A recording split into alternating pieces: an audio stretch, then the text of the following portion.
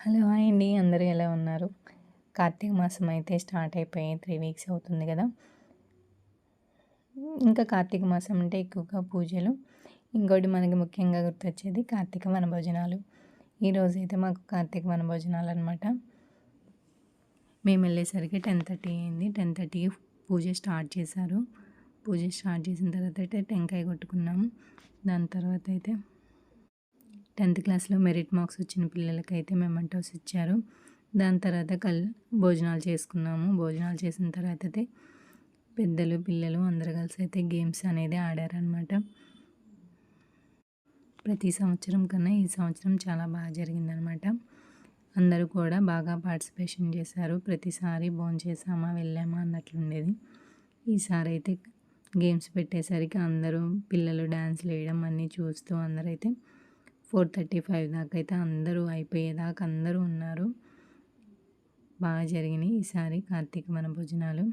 పిల్లలు డాన్స్‌లు వేస్తూ, పెద్దవాళ్ళు కూడా చిన్నపిల్లల్లాగా గేమ్స్ ఆడుతుంటే మన చిన్నతనంలో ఉన్న మనం పార్టిసిపేషన్ గేమ్స్ అన్నీ గుర్తొచ్చాయన్నమాట.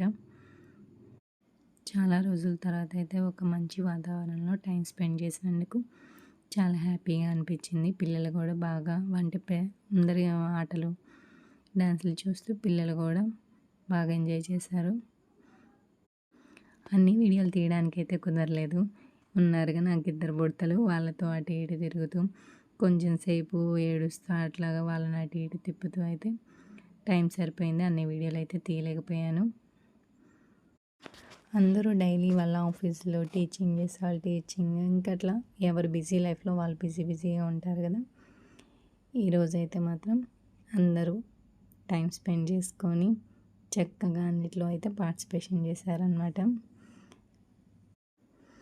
ఇంకా అందరం కలిసి అయితే 5:30 అయింది ఇంటికి వచ్చేసరికి. వచ్చిన తర్వాత అయితే ఇంకా పిల్లల్ని స్నానం చేపించేసి ఇంకా వేడిగా అయితే ఇంకా నాకు పెసరపప్పు అన్నం అయితే బాగా ఇష్టం. పిల్లలు కూడా బాగా ఇష్టంగా తింటారని అయితే పెసరపప్పు అన్నం, పచ్చిమిరకాయల చట్నీ అయితే చేసామన్నమాట. పచ్చిమిరకాయలు, ఉల్లిగడ్డ వేసి తొక్కుతారు కదా, పచ్చడి అయితే చేసాము. వేడిగా అయితేనే బాగుంటుంది. మీరు కానీ నా వీడియో అయితే ఫస్ట్ టైం చూస్తుంటే ప్లీజ్ లైక్ చేయండి, సబ్స్క్రైబ్ చేసుకోండి. Thank you for watching.